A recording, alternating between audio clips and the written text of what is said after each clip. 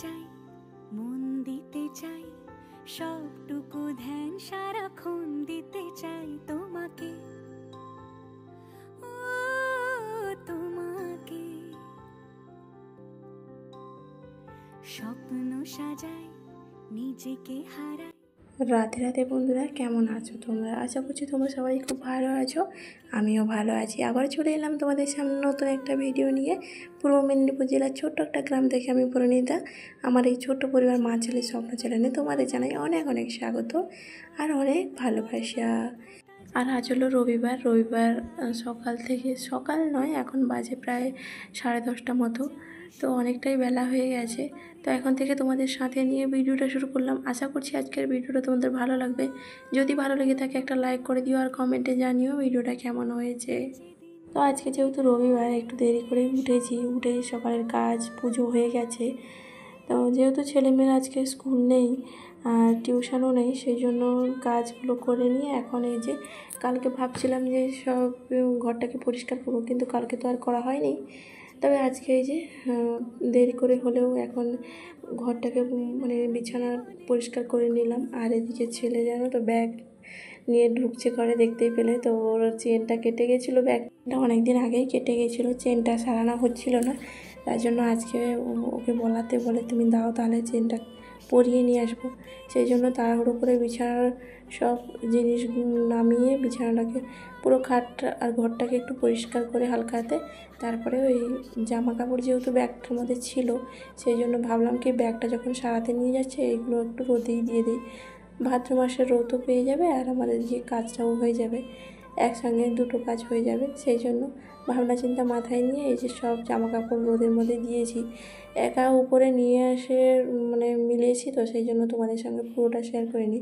ও যেহেতু চলে গেছিলো ওই ব্যাগটা সারানোর জন্য, আর মেয়ে তো সেরকম করে মানে উঠতে নামতে ওটাও ওর কাজে ব্যস্ত, মানে খেলনা নিয়ে এখন ব্যস্ত।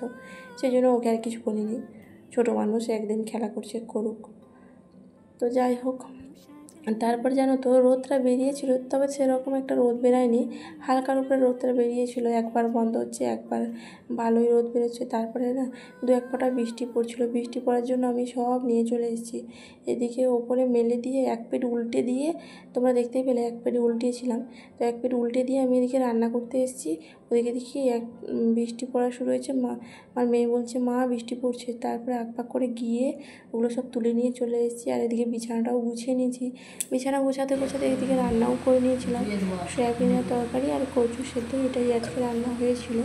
তো যাই হোক, তারপরে ফিরে এলাম সন্ধেবেলা যে ওরা ম্যাগি খেয়েছে আর আমি চা খেয়েছি। তো খেয়ে দিয়ে ওরা, আজ রবিবার তো ও পড়াচ্ছে, ওরা পড়তে চলে গেছে। আর আমি এদিকে বসে ভাবলাম যে না, জামা কাপড়গুলো তো গোছাতেই হবে।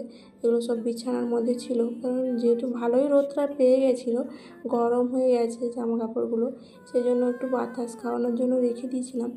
তবে এখনও জানো তো গরম গরম ভাব হয়ে আছে, যেহেতু পরে আবার ভীষণ রোদ বেরিয়েছিলো, মানে 12টার থেকে ভীষণ রোদ বেরিয়েছিলো। এত তীব্র রোদ আর গরম, যে গরমকালকে হার মানিয়ে দেবে।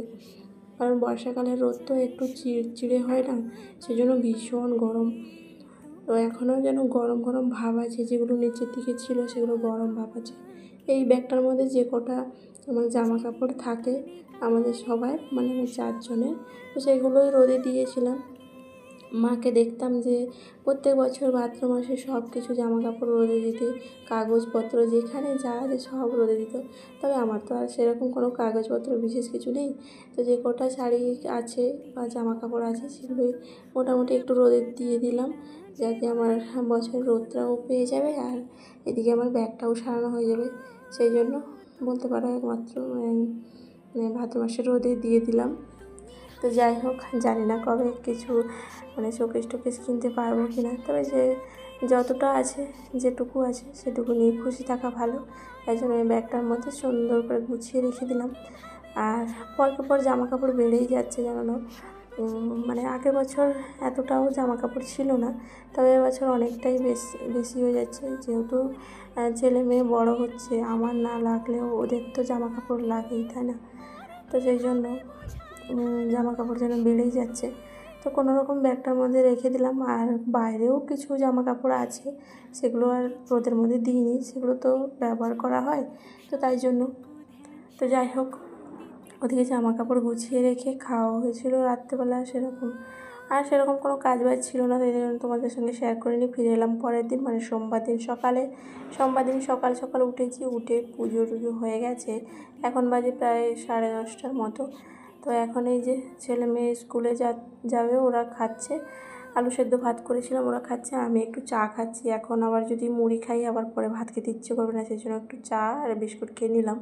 খেয়ে দিয়ে ওরা স্কুলে যাচ্ছে, আর আমার ছেলে বলছে আমার বোতলটা ব্যাগের মধ্যে দিয়ে দাও। তো ভাবলাম কি ও সাইডে নেবে, বলছে কি না ব্যাগের মধ্যে দাও। তো বই যেহেতু আছে, বইগুলো ভিজে যাবে, সেই জন্য ভালো করে মুছে তারপরে ওর ব্যাগের মধ্যে বোতলটা দিয়ে দিলাম। আর আমিও ওইদিকে মানে ওদের সঙ্গে নিচ পর্যন্ত যাবো, নিচে গিয়ে এই যে জলের ক্যানটা তুলে নিয়ে আসলাম। জলের ক্যানটা নিচেই থাকে, ওইখান থেকে নিয়ে আসতে হয়, সেই জন্য জলের ক্যানটা নিয়ে চলে এলাম। কাল থেকে ড্রামটা দেওয়া ছিল, তবে নিয়ে আসেনি জল, সেই জন্য এখন নিয়ে এলাম। তারপরে সারাদিন সেরকম কোনো কাজ বাজ কিছুই ছিল না, দুপুরবেলা এলাম তোমাদের সামনে। রাতে আজকে খাওয়া দাওয়া সেরকম কিছু নেই, জল ঢালা ভাত আর মুড়ি ওরা খাচ্ছে। তো বন্ধুরা, খাওয়া দাওয়া হয়ে গেছে, খাওয়া দাওয়া হয়ে সব কিছু জিনিস গোছানো হয়ে গেছে।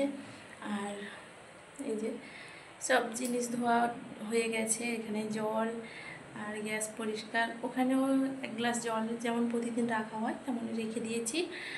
আর ছেলে মেয়ে শুয়ে গেছে, আমি এখনও যাইনি, তো এখনও রান্নাঘরে আছি। তো আমার আর কিছু কাজ বাকি ছিল, সেগুলো সারলাম। ভিডিও এডিটিংয়ের কাজ আছে, তো কালকে না হলে তোমাদের সামনে ভিডিওটা আমি দিতে পারবো না, তো সেই জন্য ভিডিওর কিছু কাজ আছে, আমাকে এখনও জেগে থাকতে হবে অনেক সময়। তো যাই হোক, ভিডিওটা আর বেশি বড় করছি না। সবাই ভালো থেকো, সুস্থ থেকো, আবারও দেখা হবে। শুভরাত্রি।